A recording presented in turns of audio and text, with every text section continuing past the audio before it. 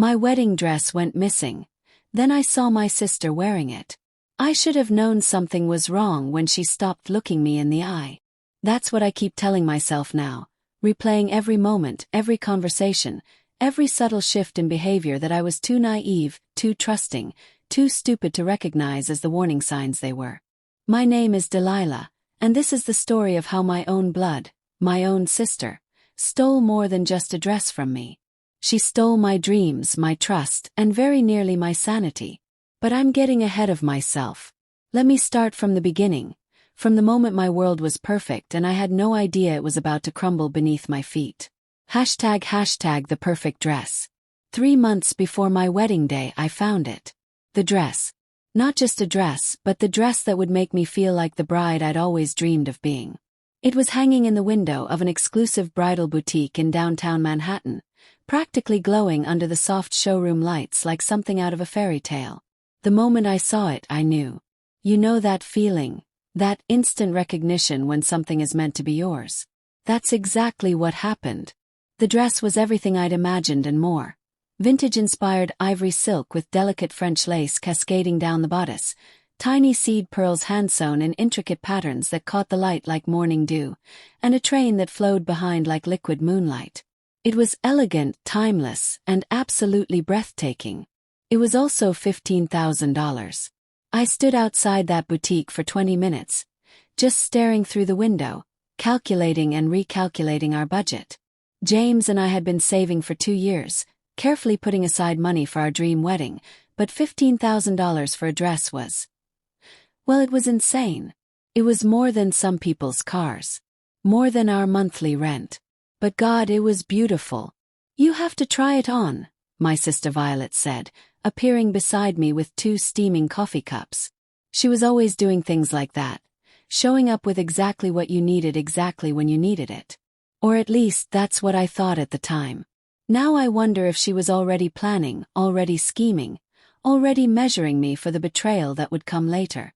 "Vi, I can't afford this dress," I whispered, still mesmerized by the way the lace seemed to flow like water. "Just try it on," she insisted, pressing the coffee into my hands. "What's the harm? Maybe it won't even look good on you." But we both knew it would. Violet had the same eye for fashion that I did. Maybe even better. She could spot a perfect dress from 3 blocks away, which is probably why she'd insisted on coming dress shopping with me in the first place. I thought it was because she wanted to share this special moment with her big sister. Thought it was love. I was such a fool. The sales associate, a perfectly polished woman named Margaret, welcomed us with a kind of professional warmth reserved for customers who might actually be able to afford the merchandise. When I pointed to the dress in the window, her eyes lit up. "Ah, the Evangeline," she said, and even the name sounded like poetry. "It just came in last week. It's a limited edition piece from our exclusive collection. Only 12 were made worldwide. Only 12. In the entire world." That should have been my first warning that this dress was too special, too rare, too precious for someone like me. But when Margaret lifted it from the display and held it up against me in front of the mirror, all rational thought fled. The dress transformed me. Even just holding it against my body, I could see the woman I would become on my wedding day. Confident, radiant, absolutely glowing with happiness. "You have to try it," Violet whispered, and there was something in her voice, something I couldn't quite identify at the time. Now I know it was hunger. She was already imagining herself in that dress, already plotting how to make it hers. The fitting room was spacious and elegant, with soft lighting and a pedestal surrounded by mirrors. Margaret helped me into the dress, carefully fastening each tiny button up the back, adjusting the train, positioning the delicate straps just so. And then she stepped back and I saw myself. Actually gasped. Loud. Like the heroine in some romantic movie. I brought my hand to my mouth and gasped because I couldn't believe what I was seeing. The dress didn't just fit, it belonged on me. Every curve, every line, every detail seemed designed specifically for my body. The color made my skin glow, the cut accentuated my figure perfectly, and the train. Oh, the train was like something out of a royal wedding. "Oh my God," I breathed, turning to see myself from every angle. "Oh my God, Vi, look at this." But when I looked at where Violet had been standing, she was gone. "She stepped out to take a call," Margaret explained, adjusting a small section of lace. "But darling, you look absolutely stunning. This dress was made for you." I believed her. Standing there in that mirror, wearing what felt like a piece of art, I believed that some cosmic force had created this dress specifically for me. I believed in fate, in destiny, in the power of dreams coming true. I took photos from every angle, sent them to my mom, to my best friend Sarah, to my cousin Emma. Everyone responded with the same message. Asterisk, that's the dress. You have to have it. Asterisk. But there was still the matter of the price. "I need to think about it," I told Margaret, though every fiber of my being was screaming to just say yes, to put it on a credit card, to worry about the consequences later. "Of course," Margaret said professionally. "But I should mention that we've had quite a bit of interest in this particular dress. It's so unique, and we only have this one in stock." The threat was subtle but clear. Wait too long and someone else would snatch up my dream dress. Violet reappeared as I was changing back into my regular clothes, full of apologies for stepping out. "Work emergency," she explained, rolling her eyes. "You know how it is." Did know. Violet worked in marketing for a high-end fashion brand, the kind of job that required her to be available 24/7 for whatever crisis might arise. Her salary was good, better than mine actually, but she was always complaining about the demands, the stress, the way her boss treated her like a personal assistant rather than a marketing professional. "So," she asked eagerly, "how did it feel?" "Like it was made for me," I said honestly. "But Vi, $15,000. It's your wedding day, Delaware. It's the most important day of your life. You can't put a price on that." Easy for her to say. Violet had always been the impulsive one, the one who bought designer handbags on a whim and worried about rent later. I was the responsible sister, the one who made budgets and stuck to them, the one who planned for the future. But maybe, just this once, I could be impulsive too. "I'm going to do it," I said, surprising myself. "I'm going to buy the dress." Violet's smile was brilliant, but again, there was something in her eyes that I couldn't quite read. Something that looked almost like relief. I handed over my credit card, wincing internally as Margaret processed the payment. $15,000. Just like that. But as she carefully packed the dress in tissue paper and placed it in the most beautiful garment bag I'd ever seen, I felt nothing but excitement. "We'll hold it here until 2 weeks before your wedding," Margaret explained. "That's our standard policy for special occasion dresses. It keeps them in perfect condition." Perfect. Everything was perfect. If only I'd known that perfect was exactly what my sister was planning to destroy. ## the family dynamics. To understand what happened next, you need to understand my family. My parents, Robert and Linda Hayes, had 3 daughters. Me, Violet, and our youngest sister, Iris. Yes, our parents had a thing for floral names, something that embarrassed us growing up but seemed charming in retrospect. We were what people called close. Sunday dinners, family vacations, group text chains that never stopped buzzing. Our parents had raised us to believe that family came first, always, that blood was thicker than water, that we would always have each other's backs no matter what. What a joke. Violet and I were only 2 years apart, and growing up we were practically joined at the hip. She was the wild one, the risk-taker, the sister who convinced me to sneak out to parties and lie to our parents about where we were going. I was the responsible one, the good student, the sister who always covered for her when she got into trouble. Even as adults, we maintained that dynamic. When Violet got fired from a job for showing up late one too many times, I was the one who helped her with rent until she found something new. When she maxed out her credit cards on a shopping spree, I was the one who lent her money to make the minimum payments. When she needed a date to her company's holiday party because the guy she'd been seeing ghosted her, I convinced James to set her up with one of his friends. I always had her back. Always. I thought she had mine too. Iris was different from both of us. Quieter, more artistic, less dramatic. At 26, she was building a successful career as a freelance graphic designer, and seemed to have her life together in a way that both Violet and I envied sometimes. She was also the peacekeeper in our family, the one who smoothed over arguments and kept everyone connected. When I announced my engagement to James, all three of them were thrilled. Mom immediately started planning, Dad started joking about the cost, and both my sisters dove headfirst into maid of honor duties. I'd chosen Violet as my maid of honor, a decision that seemed obvious at the time. She was my closest sister, my partner in crime, the person who knew me better than anyone. Another decision I would come to regret. The months of wedding planning were a whirlwind of decisions, appointments, and gradually mounting stress. James and I were trying to plan our dream wedding on a realistic budget, which meant constant compromises and careful calculations. We found a beautiful venue, booked a photographer we loved, and planned a menu that would make our guests happy without breaking the bank. Through it all, Violet was right there beside me. She came to every venue tour, every cake tasting, every appointment with a florist. She gave opinions on everything from the color of the napkins to the style of James's tie. She seemed as invested in the wedding as I was, maybe more so. "This is going to be the most beautiful wedding anyone's ever seen," she would say, scrolling through Pinterest boards late into the night. "Everything is going to be absolutely perfect." I loved her enthusiasm. I thought it meant she was happy for me, that she wanted my day to be special. I never once considered that she might be planning her own starring role in my wedding. Looking back, there were signs. Small things that didn't seem important at the time but now feel like neon warning lights flashing in the darkness of my memory. Like the way she always wanted to talk about the dress. Every time we got together, she would bring up the Evangeline, asking to see the photos again, wondering out loud about how it would look with different accessories or in different lighting. "I can't wait to see you walk down the aisle in it," she would say, but there was something wistful in her voice, something that sounded almost like longing. Or the way she started asking oddly specific questions about the boutique. Where exactly was it located? What was the saleswoman's name?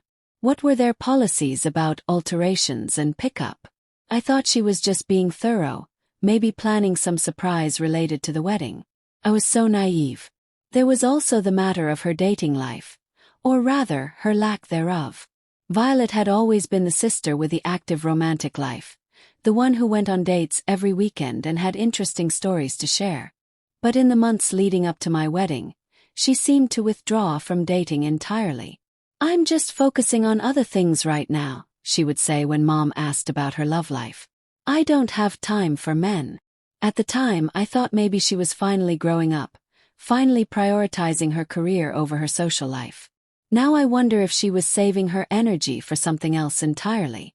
The most telling sign, though, was how she started acting around wedding-related events. At my bridal shower, she seemed almost melancholy, smiling for photos but never quite looking genuinely happy. When we went to my final dress fitting, well, what was supposed to be my final dress fitting, she begged off at the last minute, claiming she had a work emergency. "I'm so sorry, Dell," she said over the phone. "You know I wouldn't miss it unless it was absolutely crucial." I was disappointed but understanding. Violet's job really was demanding, and I knew she was under a lot of pressure. Besides, it was just a fitting. There would be other opportunities for her to see me in the dress. Or so I thought. #the disappearance. 2 weeks before the wedding, exactly the time when Margaret had said I could pick up the dress, I drove into Manhattan with butterflies in my stomach and joy in my heart.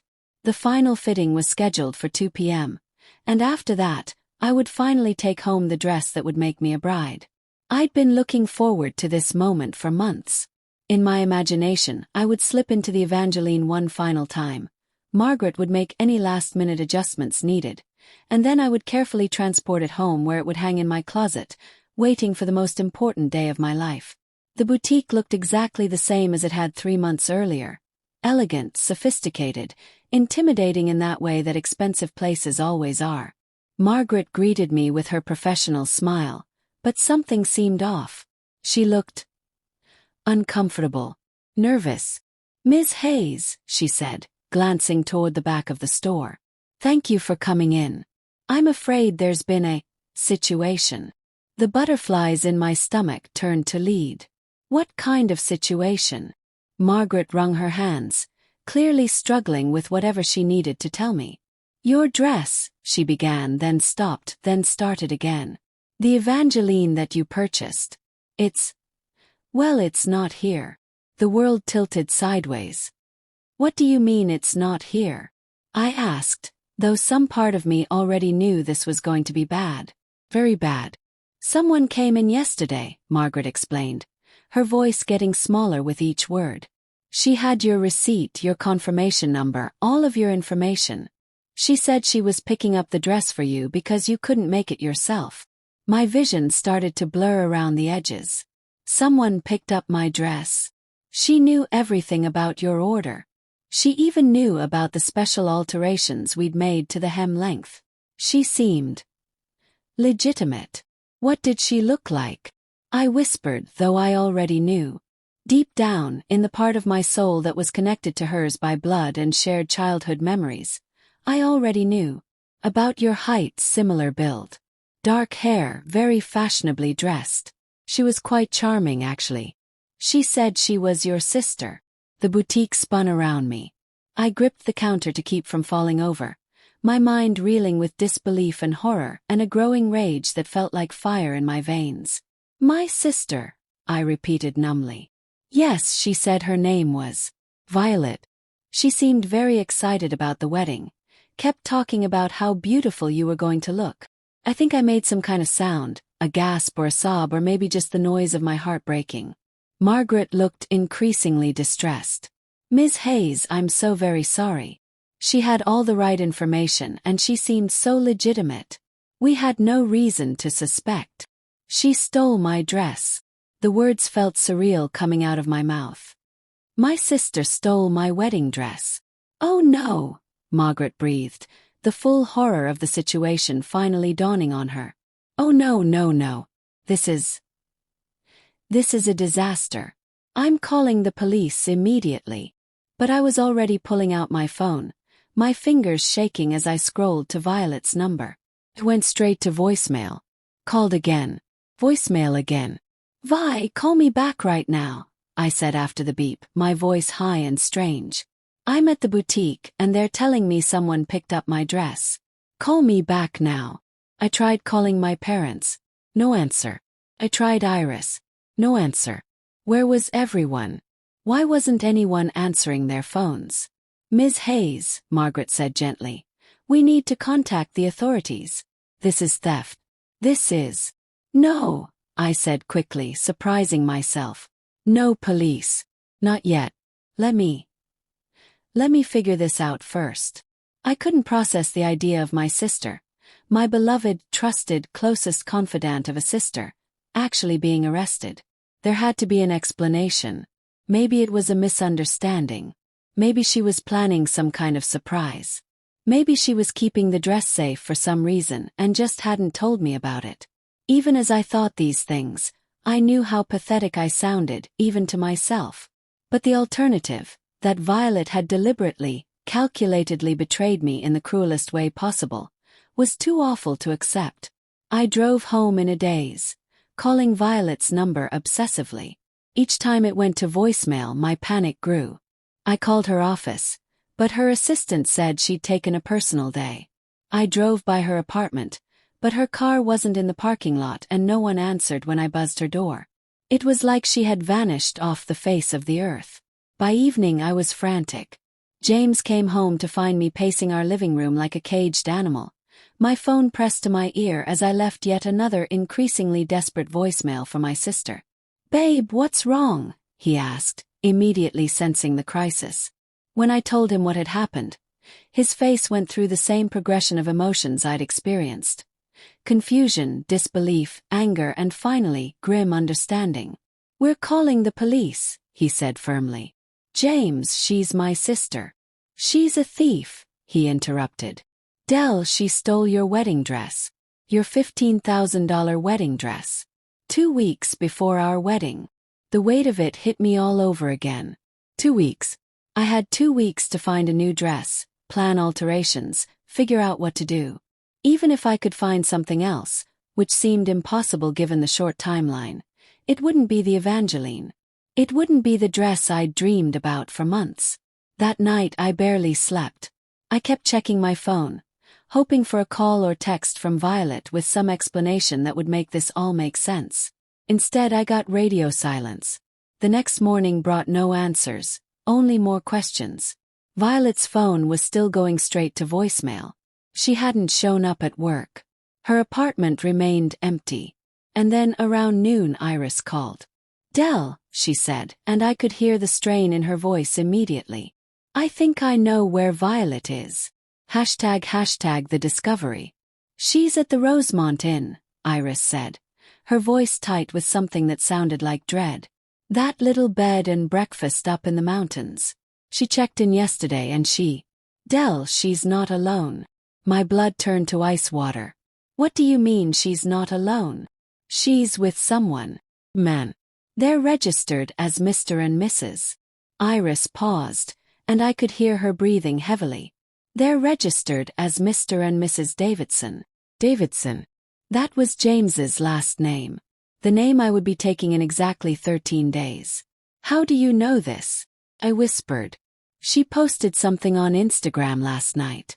Just a photo of the mountain view with a location tag, but then she deleted it this morning. I screenshot it before it disappeared." Iris's voice was shaking now.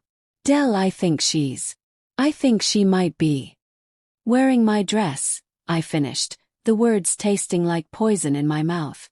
The drive to the Rosemont Inn took 2 hours. 2 hours of James gripping the steering wheel while I sat in the passenger seat, my mind cycling through every possible scenario. Maybe Violet was there for some innocent reason. Maybe the dress was safely packed away in her room and she was planning to surprise me with it tomorrow. Maybe this was all some elaborate misunderstanding that we would laugh about at Christmas dinner years from now. But deep down I knew. The sick feeling in my stomach, the way all the pieces were clicking into place. I knew what we were going to find. The Rosemont Inn was exactly the kind of place I would have chosen for a romantic getaway. Charming, secluded, surrounded by gardens and overlooking a pristine lake. It was the kind of place where couples went to celebrate anniversaries and plan futures and apparently, where sisters went to destroy each other's lives. "There," James said, pointing to a familiar car in the parking lot. Violet's silver Honda, the same car I'd ridden in countless times, the same car she'd driven to my dress shopping appointment 3 months ago. We parked and approached the main building, a beautiful Victorian structure that looked like something out of a magazine. The lobby was elegant and peaceful, exactly the kind of place where nothing dramatic should ever happen. "We're looking for our friend Violet Hayes," I told the clerk at the front desk, trying to keep my voice steady. "She's staying here with someone." The clerk, a sweet-looking older woman with kind eyes, smiled. "Oh yes, you must mean Mrs. Davidson in the Rosewood Suite. Lovely couple they are. Just got married yesterday." The world stopped. "Just got married yesterday." "I'm sorry," I said, the words coming out strangled. "Did you say they got married?" "Oh yes," the clerk beamed. "Right here in our garden pavilion. It was the most beautiful ceremony. The bride looked absolutely stunning in her dress. Vintage lace, so elegant. They seemed so happy together." I grabbed James's arm to keep from falling over. The clerk continued chattering, oblivious to the fact that she was describing my sister wearing my stolen wedding dress to marry some mystery man at what should have been my dream venue. "What room are they in?" James asked, his voice deadly calm. "The Rosewood Suite on the 2nd floor. But I believe they're down by the lake right now. They mentioned wanting to take some photos while the light was good." We didn't wait for the elevator. I took the stairs 2 at a time, James right behind me, my heart pounding so hard I thought it might explode. The Rosewood Suite was at the end of the hallway, and as we approached, I could see that the door was slightly ajar. I pushed it open and stepped inside. The room was in chaos. Clothes everywhere, champagne bottles, rose petals scattered across the bed. And there, hanging in the closet, was a garment bag that I recognized immediately. My garment bag. From Margaret's boutique. With shaking hands, I unzipped it, even though I already knew what I would find. Nothing. The bag was empty. "She's wearing it," I whispered. "Right now. She's wearing my dress." James put his hand on my shoulder, but I barely felt it. All I could think about was getting to that lake, seeing with my own eyes what my sister had done. We made our way through the inn's beautiful grounds, past manicured gardens and charming pathways, toward the lake that sparkled in the afternoon sun. And there, posed on a small dock with a photographer capturing their every move, were two figures. One was a man I'd never seen before, tall, dark-haired, conventionally handsome in that generic way of actors in romantic comedies. The other was my sister, wearing my dress, my $15,000, one of 12 in the world, custom-altered dream dress. She looked radiant. The dress fit her perfectly, which made sense since we were nearly the same size. And she was posing and laughing and looking every inch the blissful bride I was supposed to be in less than 2 weeks. I stood there, hidden behind a large oak tree, and watched my sister live out my wedding day fantasy in my stolen dress with her secret husband. And that's when something inside me broke. Hashtag the confrontation. I don't remember walking onto that dock.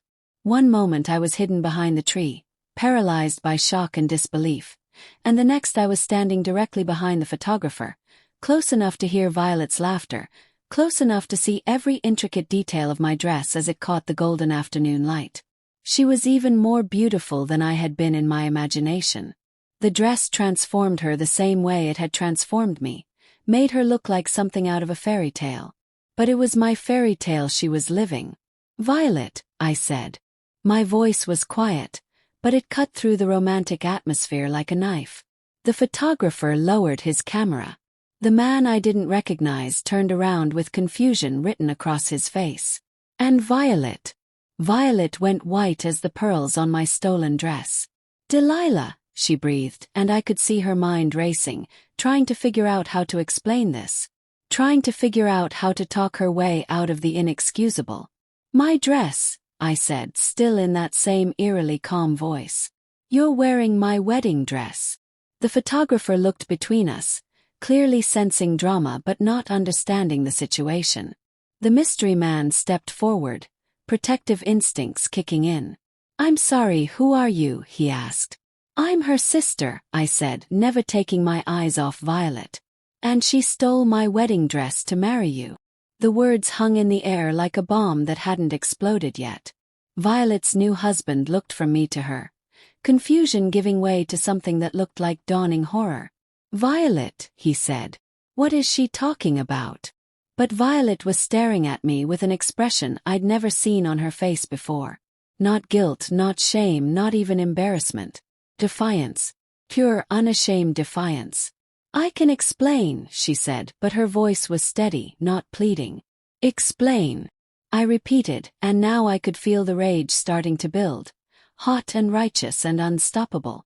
"Explain how you walked into that boutique with my information and picked up my dress. Explain how you brought it here to marry some stranger while I'm supposed to walk down the aisle in 2 weeks. It's not like that. Then what is it like?" I exploded, and my voice echoed across the lake. Birds scattered from nearby trees. The photographer took several steps back.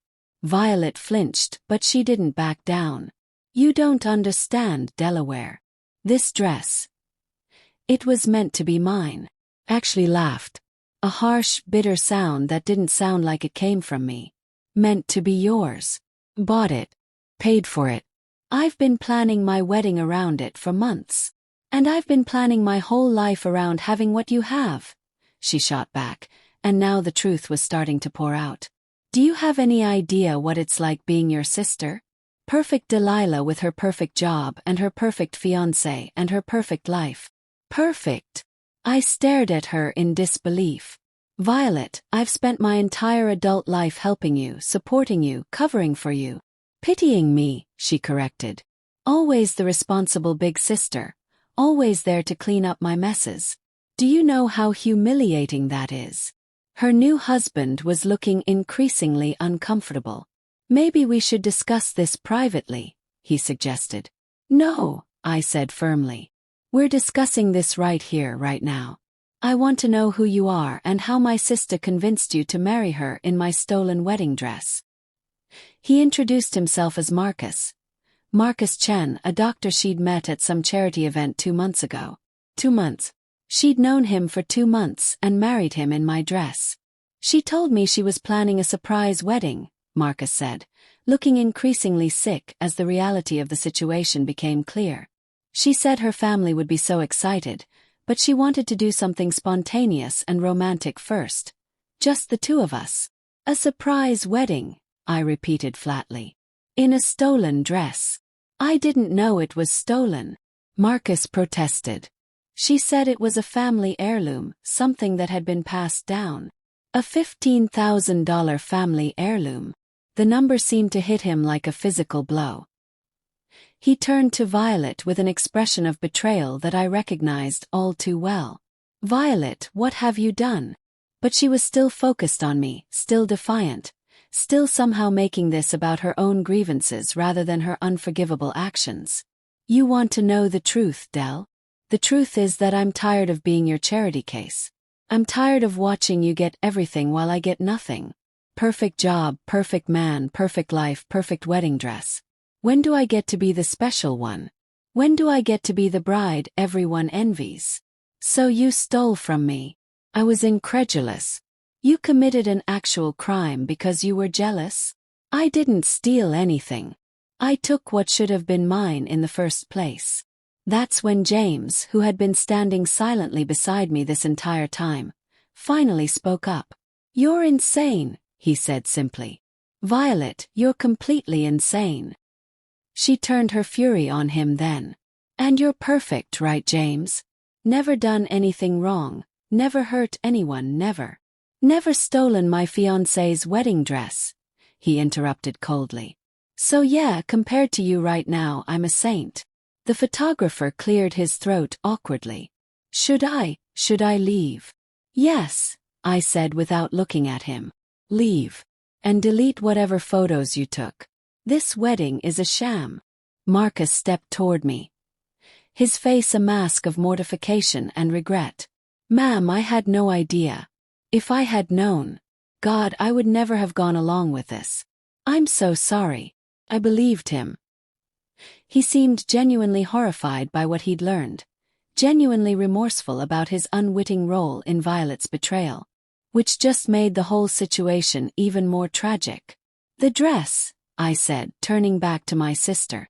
Take off my dress. Right now. No. The word was flat, final, completely unyielding. Violet, Marcus said. Give her back the dress.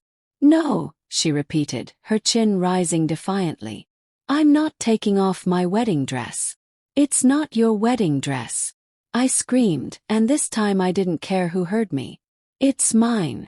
I bought it, I planned for it, I dreamed about it, and you stole it. Well, I'm wearing it now, she said with a cold smile that I'd never seen on her face before, a smile that made her look like a stranger. And we're already married. So I guess it's mine after all. I think that's the moment I truly understood that my sister, my beloved, trusted, closest confidant of a sister, was gone. The person standing in front of me wearing my stolen dress was someone else entirely. Someone capable of cruelty I'd never imagined. Someone who had planned this, calculated it, executed it perfectly, and was enjoying every moment of my pain. Hashtag the bitter truth. How long? I asked, my voice now deadly quiet. How long have you been planning this? Violet's triumphant smile wavered for just a moment, but she recovered quickly. Does it matter? It matters to me. She shrugged, the motion making the delicate lace of my dress shimmer in the fading sunlight. Since the day you bought it. The casual way she said it, like she was discussing the weather, hit me like a physical blow. 3 months. She'd been planning this betrayal for 3 months, sitting through family dinners, helping with wedding preparations, listening to me talk about my dreams, all while plotting to destroy them. The questions about the boutique, I said, pieces clicking together in my mind. The way you kept asking to see photos of the dress. You were gathering information. I was being thorough, she said, and there was actually pride in her voice. Pride in how well she'd deceived me. Marcus was staring at his new wife with an expression of growing horror. Violet, this is This is sociopathic. Don't be dramatic, she snapped at him. It's just a dress. Just a dress. I repeated, and I could feel hysteria creeping into my voice. Just a dress. Violet, my wedding is in 12 days. 12 days. Where am I supposed to find another dress? How am I supposed to explain this to everyone? How am I supposed to? Figure it out, she interrupted coldly. You're so perfect at everything else. That's when I knew. Looking at her face, seeing the complete absence of remorse or guilt or even basic human decency, I knew that this wasn't just about a dress. This wasn't even just about jealousy or competition between sisters. This was about destroying me. You don't care about the dress, I said slowly. You don't even care about him. I gestured toward Marcus, who was looking more sick by the minute. This is about hurting me.